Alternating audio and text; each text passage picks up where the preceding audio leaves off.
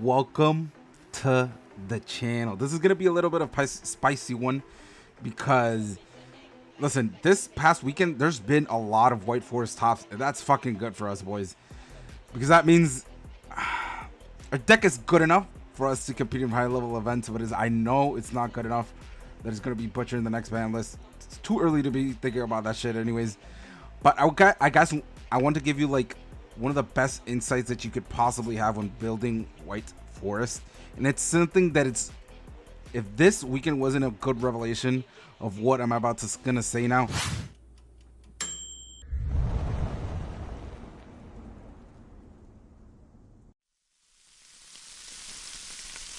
Guys, by the way, guys, remember to like and subscribe to the video. Shout out to the Yu-Gi-Oh community. I always give you guys your flowers because you guys are the best fucking community. Gaming in general, bro. In general, not even gaming in general.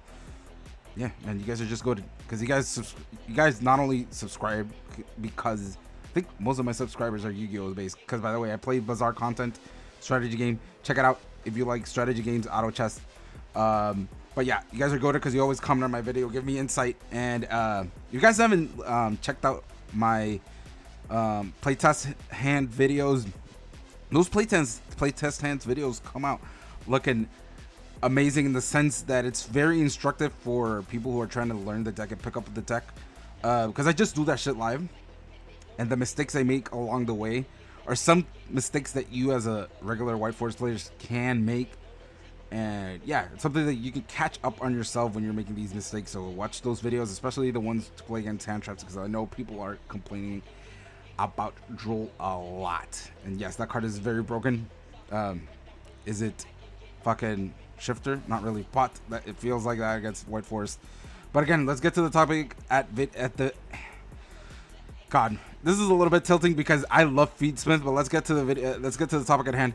Fiendsmith Engraver. So, just to get to the point, I think it's set on stone with the last performance of the last Yu-Gi-Oh decks, of the last White Forest decks in the last regional / nationals. There's been a lot of nationals lately, like a shit ton. There's been like 5 or 6 in the last 2 to 3 weeks. There's been a lot of White Forest tops, and this past weekend there was a national winner, and I forget where it was taking place. I guess it doesn't really matter that much. Because I know, guys, I know there's some places where there's 100 people nationals. Still, that doesn't mean people aren't gonna play Mitsurugi, or they're not gonna play Malice. That is a dumb take. Because if anything, if you wanna win for sure in a 100 people tournament, you're just gonna play Mitsurugi, right? If it's the best deck. But that being said, if you did win playing White Forest, that means even if there was one person playing Mitsurugi and the other 100 people were playing garbage, you still won playing White Forest. But anyways, Fiendsmith. Just for the small spoiler alert for people who haven't seen this, none of the decks at top this weekend were playing Fiendsmith. Actually, that is incorrect, because I think I saw one yesterday. One of my friends posted to me in my Discord channel. There was one regional when one of the decks did top that was playing Fiendsmith, and if I'm not mistaken, it was not running Caesar, if I'm not mistaken. Yeah, it wasn't running Caesar. So it's just literally like Fiendsmith combo for Desiree. That's it. But you guys are gonna see a trend. And like I said, it's set in stone. The Fiendsmith is not going to be the side engine of choice for the I want to say White Forest deck, White Forest Azamina. Because that's what it is. It's White Forest Azamina. It's not White Forest alone. This engine, past format or pre-alliance inset format, was one of the craziest cards you could have run in your White Forest decks. And it wasn't because of power creep, right? Post-alliance did come with a lot of shit. It did come with stuff to keep Malice, to give Malice that little boost it needed to take on the hits that it did pre-ban list. But you can actually go with hindsight and say, well, if Rizo was still full power and White Forest was still decent, then that means the White Forest cards were always the ones carrying the deck. Let me make it straight. these Fiendsmith cards without the Droll being in the meta are kind of mid right now at the best because of the cards that Post Alliance bring us. It doesn't mean that this engine bad is alone. It means that the cards that the Post Alliance Insight brought us were that much better. And you're going to see that. This is, by the way, this is a deck list. I'm going to give you a Fiendsmith deck profile because guys, I want you to see what the cards that you're taking out for Fiendsmith, and I think that's what most people need to see and analyze. That okay, I'm running Fiendsmith, but what am I taking out of my deck that is that important? Because I feel like that's like the thought process of a lot of people. They see like they can't go into fucking Moon and into full Fiendsmith combo like half across the way, especially when they get Drolled. I think a lot of people do have that mentality that Fiendsmith is really good against Droll. That is correct, but that doesn't mean these engravers are good against Droll. Because yes, you can look for the quick play, which of course, for the sake and purposes of this being a deck profile, I do run the quick play. I don't run Lurie. Which, by the way, Lurie is a really good card in other Fiendsmith decks. But you guys have to understand that White Forest alone, while searching anything, sucks, right? Standalone cards on White Forest do not exist. It's like you're summoning, let's say for example, the Fiendsmith deck, which is like fucking. What I'm trying to say, if you can't special summon Unicorn, for example, search with Unicorn, you get Drolled. Unicorn is still fucking Unicorn. You know what I mean? Like your opponent still has to play their Unicorn. If you get Drolled with Sylvie, and you decide to search Tails, you're gonna get FTK'd basically by a Drolled, which is what we don't want. Which in part gives a little bit of discredit to the Fiendsmith engine, because that means that you're running all these cards just to play more into Droll. And that's why a lot of people are just opting to play like smaller engines like this. But I just decided to like full YOLO it, because we're actually like slowly but surely transitioning into OCG. And then there's this YouTube channel, I think the guy is Sunny. He plays, or he transitioned into OCG, and he was a TCG player, and he's explaining a lot like OCG much rather play 15 or 18 hand traps, but we're talking about like turn skipping hand traps. Like we're talking about like multiple Veilers, multiple Ashes, just to play like a back and forth of your opponent. They rather just not play board breakers, and the meta's just shifting against that. More Charmies, Drolls. We don't have Maxi obviously, but like that's how meta defining the format is. So if your game plan is just to start out your combos of losing against Droll, which is, again, you can't expect to go to a high level environment and discard this to search any of these cards and just play with Engraver alone. It's not the plan. The White Forest deck does not like that, right? So because as soon as you pitch this search and you get Drolled, even if it's this, that means your whole entire hand is dead, and that is really bad. So a lot of people are just opting to play other. I'm not gonna say non-engine, because Foliage Burial Goods ends up being like a very clutch engine card, because that's what it is. It's just called White Forest Foliage Burial Goods.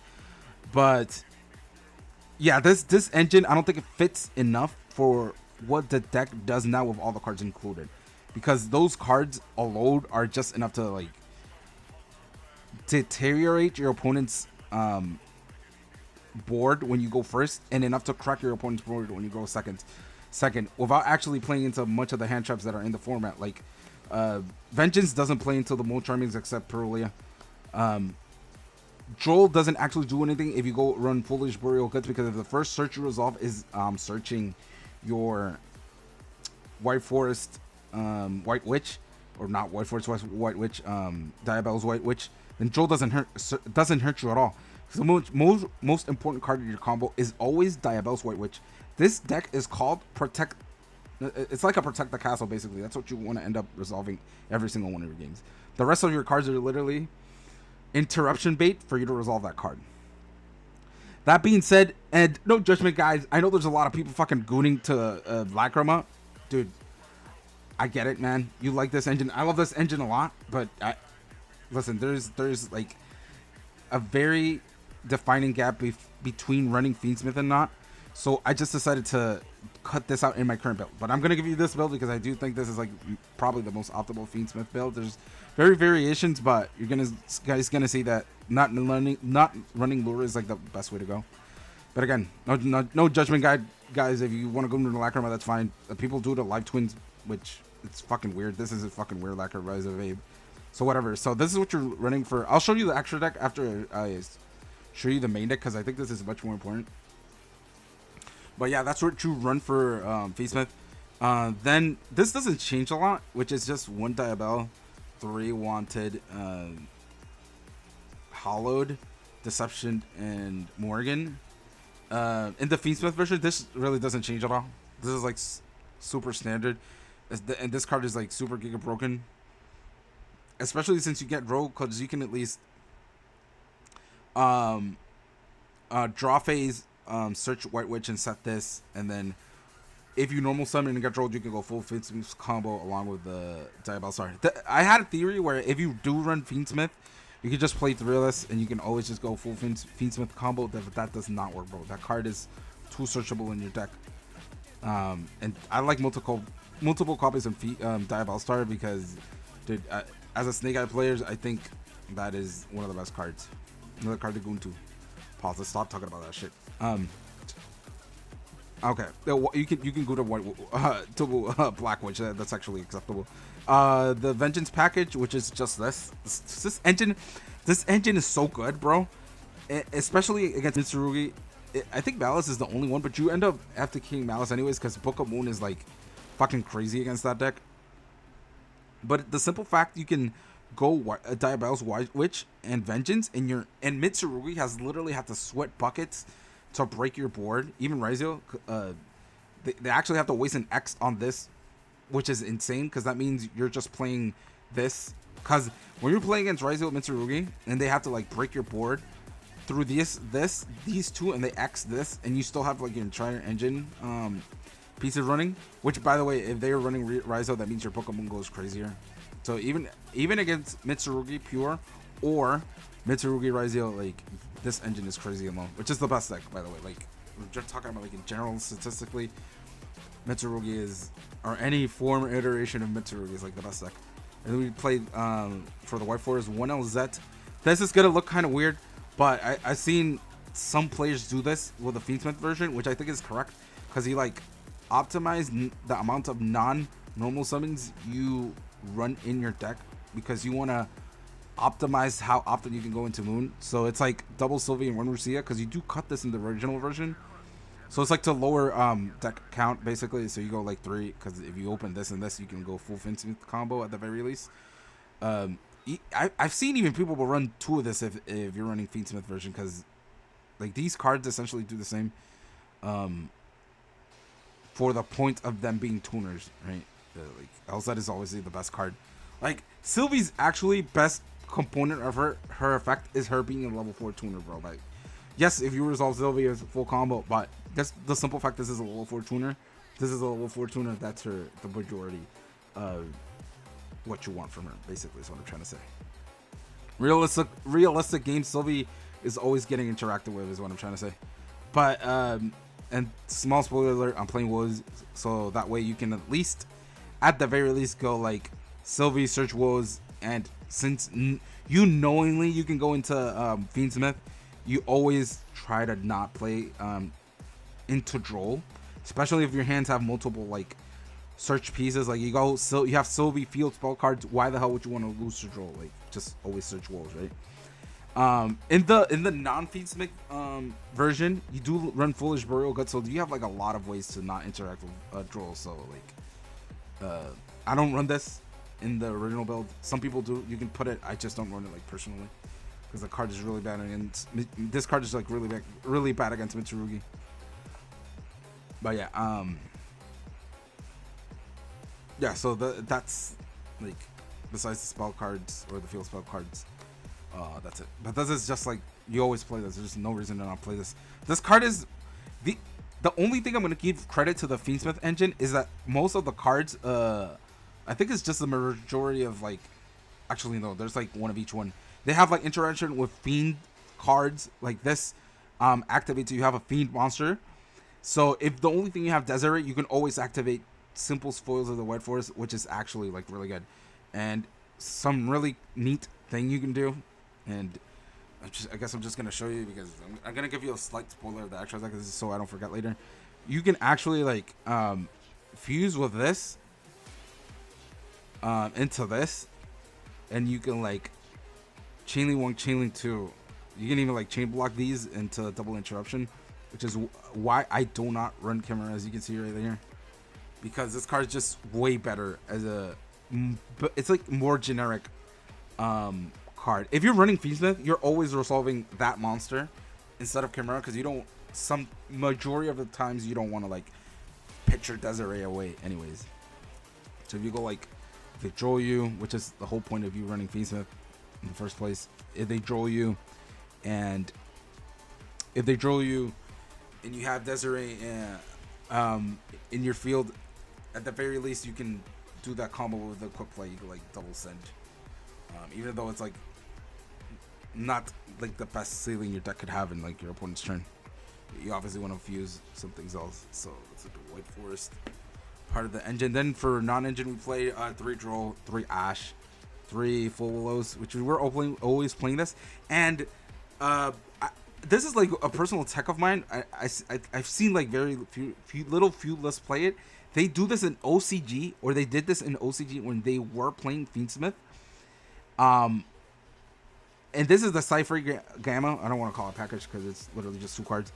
But the simple fact you can go Engraver and they Droll you on Resolution, and you can activate this. You can activate field spell card and do this. You can go like bro, what's the fucking card? If you can go Requiem, pitch as cost, and this is live. There's like a lot of situations. This card's like insane. Like this card is insane because I think a lot of people still opt to like, if you go like, if you don't go Moon, they'll like drop your drop their full wallows after you resolve Requiem. That way you have to like commit into that board, right? So that way you can if you pitch this as cost, you can like actually gamma that full wallows too in some situations. Like this card's like really good against in this iteration of the deck. In the non Fiendsmith version, this card is not that good because you're like normal summoning Sylvie, like you can't actually resolve this some of the times, more than this deck in particular. But just the simple fact you pitch Engraver and you can interact with a lot of hand traps with this is like really good. And 3 Imperm, and there's the only non-engine is just fucking Crossout and Triple Tactics Talents. So a lot of people are side decking this out, which I think is okay. But this card just goes on, bro. If you can like try to avoid Droll at any means necessary, like that card's just good. And bro, for some fucking odd reason, Call by the Grave is here, but it's somewhere around here, guys. Fuck it, we'll do it live. Yeah, but I'll fucking get this Call by the Grave later. But there's a Call by the Grave here, guys. I know where the fuck it is, guys. I make like check out my Fire King deck list, guys. If you actually like Fire King, here it is. If you guys like Fire King, there's a deck list up in my channel. But here is that's the last non-engine card, which is Called by the Grave, which is crazy in this deck. Yeah, the card's just nuts. Get to both Charmies and shit. I'm always playing it, even going second.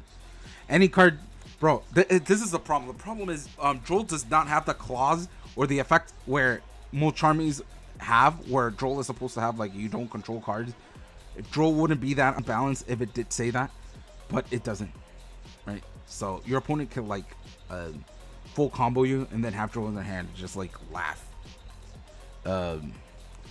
in a very fucking evil way, like, mind you. Like I said, I did not run Lurie or Tract because you just don't want to lose against Droll, bro.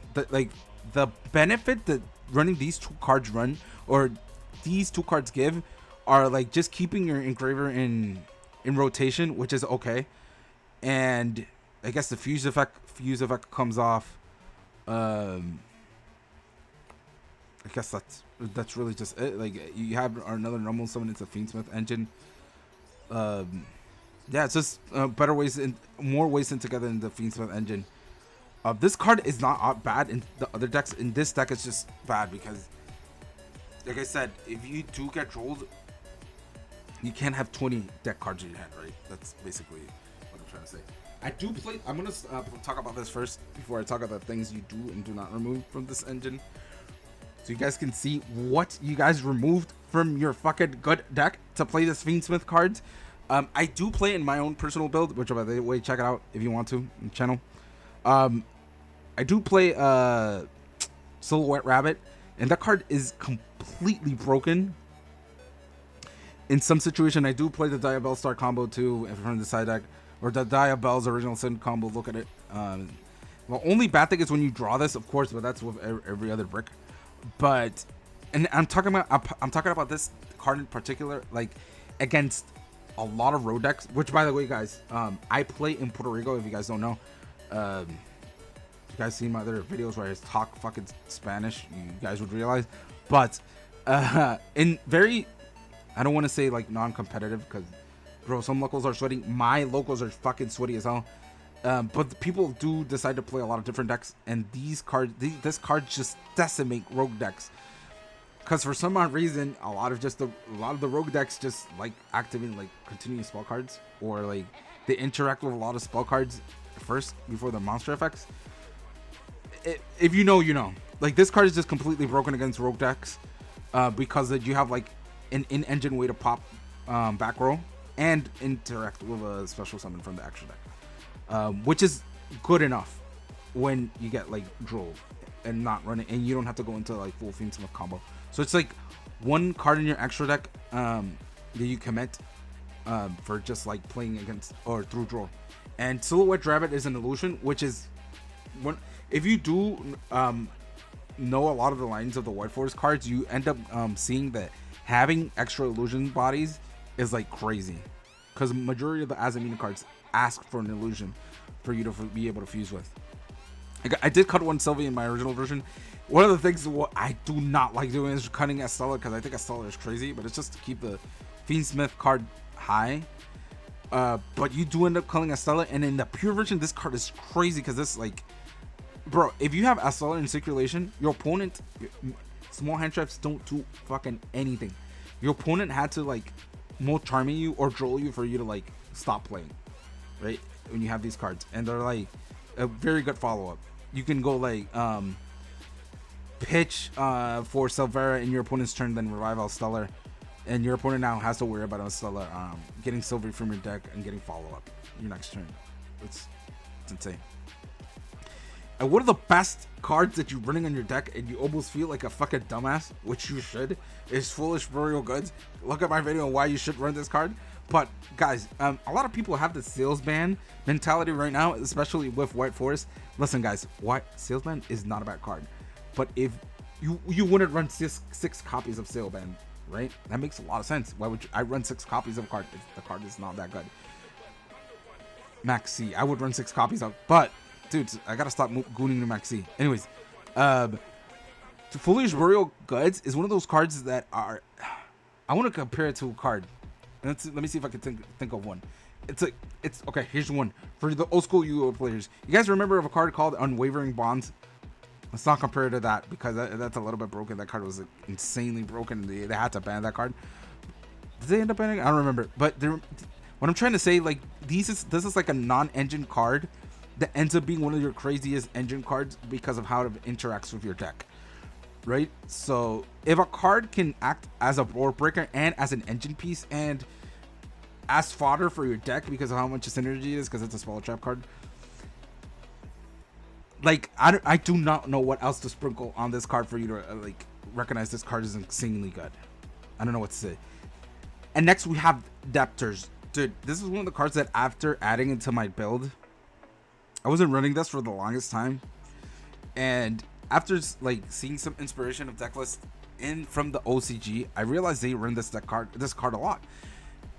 And one of the things that happens a lot in your combos is that you get interrupted enough where you have to play into the field spell card alone, and you do end up cycling enough of your cards where you do end up resolving your Azamina LZ, or you end up resolving your Deception, and you have to search with Deception, for example. You can't search Hollowed, by the way, right? So you end up have to searching this, which is one of the craziest cards you can run as follow-up and as interruptions, because not only does this allow you to play your Azamina engine while resolving your field spell card, it also revives your Omni-Negate. And one of the craziest things it does, if you end up drawing it with a simple foil spells cards, is one of the best things ever. You can actually spit out an Omni-Negate before you even try playing. So that alone is just like crazy. And after adding this card to the White Forest pure version is like insane. Terraforming is one of the other cards you have to do. Like, you being able to run more copies of one of the best cards in your deck is like crazy, especially since you can like run Thrust next to it. And then in my other version, I'm only running one copy of this, but I've seen people run like double, triple, double, like X amount cards of it. So that means Thrust acts like an engine piece, because when you're breaking your opponent's board, you can actually search Terraforming into your like to go into your White Forest engine. And you can even search fucking Foolish Burial Goods, especially if you think your opponent is like having Droll in his hand, even through full comboing, because you can at least dump Curse, search Filia Diabell, and if you get Drolled, you can Filia Diabell from the deck and still go full combo, which is one of the craziest things you can do. Like, this card is a full board breaker, is like crazy.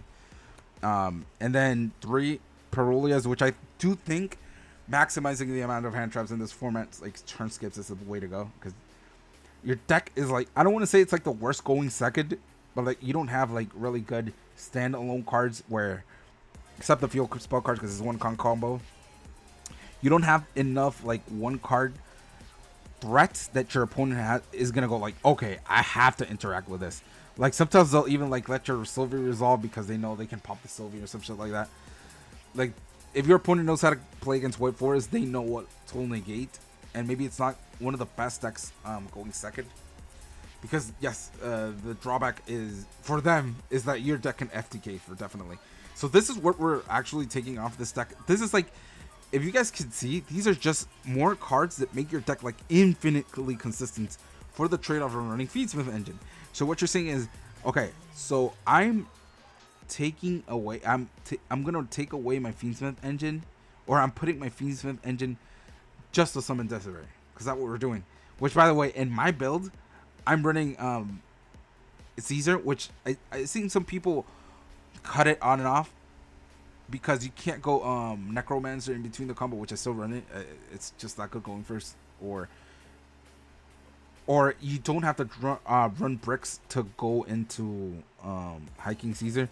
But people have gone so far enough to run like actual like bricks in your deck, so you can go into Caesar while resolving the field spell card, and that to me is insane. And yes, it's worked, because most of the, I know this because those deck lists have topped, but I just feel like it's detrimenting your game plan too much. And we can see, because the best decks that are topping are just literally just pure versions of the deck, because it's like imagine I'm gonna give you this analogy, and this is for like people who know how Ryzeal plays. Ryzeal has no bonfire, has one bonfire, right? And they have a lot of their engine gimped in the sense that they semi-limited their cards. But imagine you didn't have to play that deck with Tachyon existing. So literally, Foolish Burial Good is our equivalent to Tachyon.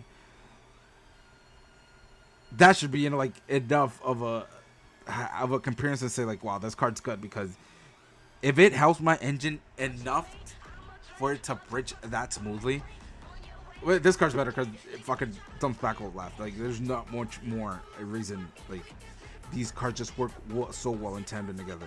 And I think a lot of people who play White Forest know this. Like, going into Desiree, not being able to go into Desiree isn't like the end of the world. And you're gonna see another thing that I don't like about the Fiendsmith engine. I do like this. This card's fucking broken. This card's broken. It's better than Desiree. This thing is completely insane, especially against Mitsurugi, because they won't literally open ritual summoning. But this is what you have to fucking compensate for it. And that is a little bit of a detriment because these are fucking 6 cards in the extra deck you gotta commit. When this deck extra deck is literally like a component of its deck, basically. Because you have the Arcilla mid combo, you have the Silvera, sorry, mid combo, and you have the Arcilla as a extra deck interaction on your opponent's turn.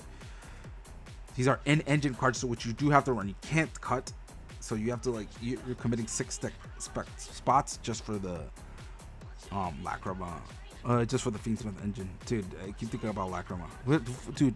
Can you fucking blame me? Anyways, yeah, so this is like just a lot of extra deck space commitment. For something that just means that you're only going into this when you get interrupted enough where you can't fucking do anything. And at that point, is Desiree really gonna save you? So you have like a combination of like running bricks that just play bad into Droll, aren't really good into brick. I mean, one of the good things that yes, Engraver is good at is like baiting on your opponent's interactions. That is true. But it just doesn't compensate for the fact that you can just still run engine and still get your own engine going with other cards or more copies of cards like terraforming. But again, they're okay. They're like, when you play with a deck, you go like, okay, this feels good, right? Like this feels good. Does it feel good enough where you can play against full power Mitsurugi or Alice? That is where the fucking answer really lies. And then 1 Silvera, 1 Arcilla, 1 Chaos Angel, 1 Poplar, 1 Vengeance, and 1 Diablo Force. And I'm this is like these are non-cuttable, just so you know, especially Chaos Angel, because you could like do Chaos Angel with a Fiendsmith alone. But the fucking level 11 synchro, I fucking forgot his name. I did not run him for the longest time in my extra deck, but you need that card for time. Like in a highly competitive event, you need that card because you can't lose. If they're being called time and you go first, you just literally execute your opponent. Like on a card you're already running in your deck as an end board piece. So why not run it? And then we just play these 4 real good cards. We'll never cutting this because you don't want to lose when you just draw wanted. Basically, that's what it means. And then as a Mina Silvera, it just makes it this extra deck spot. That means wanted is a starter piece. That's what it means. You cutting this, that means you draw wanted alone. You're just gonna lose because you're playing like a 2010 deck. Fucking playing Edison basically. Then Murcielago because you need to play a Silvera, and this because of the quick play card. Quick play spell card. Fuck. Yeah, that's it. Something really cute you could do with a quick play is actually fuse into Desiree too. So I don't know, it's like really cute stuff you can do with the Fiendsmith version, which I guess just like compensates for all this extra deck space. Fucking, I'm being taken out of my salary. And I'm gonna give a little bit of a shout out to these cards because they're fucking mid as hell. What the hell is this card called? I think I ran it once before post alliance, pre-alliance, sorry, and it was fucking kind of mid. And Abakua mid, dude, it's crazy because that card was crazy last format. Agmande is like mid, and these are the cards you're actually cutting out of the extra deck to be able to run Fiendsmith. So this is the 5 slots or the 5 most important slots that you would put. I wouldn't count this because that's one of my preference choice, but you're running all of these cards in the original build plus the level 11 synchro, which I'm not playing. I'm playing this, but yeah, which is, to me, not having this in the extra deck is just a fucking, if you play enough of Pure White Forest, you would think to yourself you're crazy for not running cards like this, especially since your opponent goes shit like Dark Ruler. You this is like very like a lot of situations where you can like revive back your Diabellstar. Like I'm talking about like real scenarios where these cards like these just clutch back your game, especially this one, because this is like a huge flood case, especially against Malice. They don't. They have very few chances of playing through interactions like this one. But these are just like end port pieces on your opponent, and on your turn if you want to actually go to FT or OTK your opponent. Which sometimes might feel like win more cards, but they're not really win more cards. You do need these extra deck cards in, I'm gonna say, like, to quantify it, more than half of the lines to actually like beat your opponent. Like, as you can see, I'm only playing this, and this, and when you actually resolve your entire Azamina engine, this is not enough, because you're actually just using your quick play for a pop, and that's not good enough. Like, you can go this into an Omni negate, you know what I mean? That's crazy, right? And it's like 0 detriment. You can always just go into that card. And camera is kind of good, because of how generic it is, especially since on like simplified game states where like they ashed you, they veilered you, they impermed you, and you're like, okay, I'm gonna go Sylvie, search the quick play to give you an example, and you can like use hand traps and use like dead cards in your hand to like some of that camera, which ends up saving you a lot of the time. That's why that card is there. And there's times where you can't actually resolve the quick play because the monsters on your board are like awkward. They're like double illusion, double fiend, for giving or another example where Chimera can resolve, right? And the one Doom Dragon, I end up, this is one of the cards I cut out and put in, and cut out and put in. So I just decided to put it in because this is like one of the cards that you don't end up OTKing your opponent because of this card.